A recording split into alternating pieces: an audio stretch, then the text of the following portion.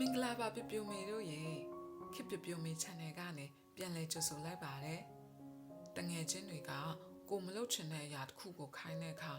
ဒါမှမဟုတ်ကို့အတွက်မကောင်းတဲ့နေရာတစ်ခုကိုတွားဖို့ခေါ်တဲ့အခါအားနာလို့ဆိုပြီးလိုက်သွားမိတာမျိုးရှိလားစိတ်ထဲမှာရောမလုပ်ချင်ဘူးဒါပေမဲ့ညင်းလိုက်ရင်ငါ့ကိုမခင်တော့ဘဲနေမလားဆိုပြီးစိုးရိမ်နေရတဲ့ပြပြမေလေးတွေရောရှိလားတကယ်တော့ဟင်အင်းလို့ညင်းဆိုတတ်တာဟာကိုကာကွယ်တာဖြစ်တယ်လို့ယုံကြည်မှုရှိရဲ့မိန်းကလေးတယောက်ရဲ့လက္ခဏာတစ်ခုလည်းဖြစ်ပါတယ်ဒီနေ့ဗီဒီယိုလေးမှာတော့တငယ်ချင်းတွေနဲ့ဆက်ဆံရေးမပြတ်ပဲကိုမလုပ်ချင်တာကိုယုံကြည်မှုရှိနဲ့ဘယ်လိုညင်းမလဲဆိုတဲ့နည်းလမ်းတွေကိုခက်ပြုတ်ကပြပြပေးသွားမှာမို့အဆုံးထိကြည့်ပေးကြပါအောင်နော်ညင်းဖို့ခန့်နေတာဟာလူအများရဲ့အကြိုက်ကိုလိုက်ချင်တဲ့စိတ်ကြောင့်ပါညင်းလိုက်ရင်အုပ်စုထဲကဖယ်ထုတ်ခံရမှာကိုကြောက်တတ်ကြပါတယ်အမြဲတမ်းအင်းလို့ပြောမှလူကောင်းလို့ထင်တတ်ကြတာပါဒါပေမဲ့ပြပြမေတို့တည်ထားရမှာကလူတိုင်းကိုအမြဲတမ်းပျော်အောင်မလုပ်ပေးနိုင်လို့ကိုယ့်ရဲ့စိတ်ချမ်းသာမှုနဲ့လုံခြုံမှုကပိုပြီးအရေးကြီးပါတယ်ရှင်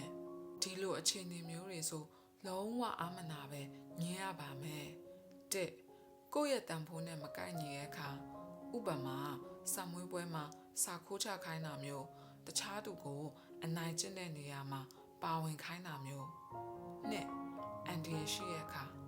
စစ်လိတ်အရက်စတာတွေကိုစမ်းချိဖို့တိုက်တွန်းတာမျိုးမိဘမသိရဲ့နေရာတွေကိုတွားဖို့ခေါ်တာမျိုးသုံးကို့မှာအချိန်မရှိရဲ့အခါကို့မှာစာလုပ်ဖို့ရှိနေတာကိုတငယ်ချင်းကအတင်းလျှောက်လေဖို့ခေါ်နေရမျိုးပေါ့ဘယ်လိုညင်းမလဲတစ်ပြတ်သားပါမလုံနိုင်ဘူးမသွားနိုင်ဘူးလို့တူနဲ့ရှင်းပြောပါနှစ်အကြောင်းပြချက်ပေးပါငါဒီနေ့စာလုပ်ဖို့ရှိလို့ပါငါမိဘတွေကခွင့်မပြုလို့ပါစသဖြင့်အေးစစ်ပြောပြပါသုံးတခြားနည်းလမ်းအကြံပြုပါဒီနေ့တော့မသွားနိုင်ဘူးနောက်တစ်ပတ်ပိတ်ရမှသွားကြရအောင်နော်ပြောကြည့်ပါလေးကိုချင်းစာနာမှုကိုသုံးပါခေါ်လာကျေးဇူးတင်ပါတယ်ဒါပေမဲ့ငါတကယ်မအားလို့ပါလို့ရင်ကြည်ပြောပါငါမိမိကိုအခွင့်အရေးပေးပါငါစဉ်းစားကြည့်အောင်မယ်ပြီးမှပြန်ပြောမယ်လို့အချိန်ဆွဲပြီးညင်းလို့လည်းရပါတယ်ရှင်ပထမဦးဆုံးညင်းလိုက်တဲ့အခါစိတ်ထဲမှာအားနာတယ်လို့ခံစားရနိုင်ပါတယ်ဒါပေမဲ့ဒါဟာခဏပါပဲကိုမလုပ်ချင်တာကိုညင်းလိုက်နိုင်တဲ့အတွက်ကိုပို့ပြီးလေးစားလာပါလိမ့်မယ်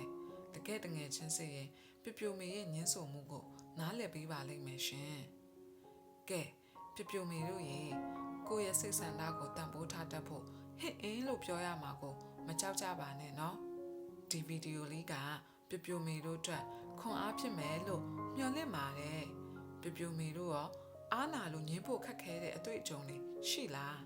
ကောမန့်မှာရေးခဲ့လို့ရပါတယ်နော်ခေပြရဲ့ခေပြမေ channel လေးကို subscribe လုပ်ထားပြီးခေါင်းလောင်းလေးကိုနှိပ်ထားပေးပါအောင်ရှင်အားလုံးပဲယုံကြည်မှုရှိနဲ့ကိုယ့်ရဲ့ဘဝကိုကိုယ်တိုင်ထိန်းကျောင်းနိုင်ကြပါစေ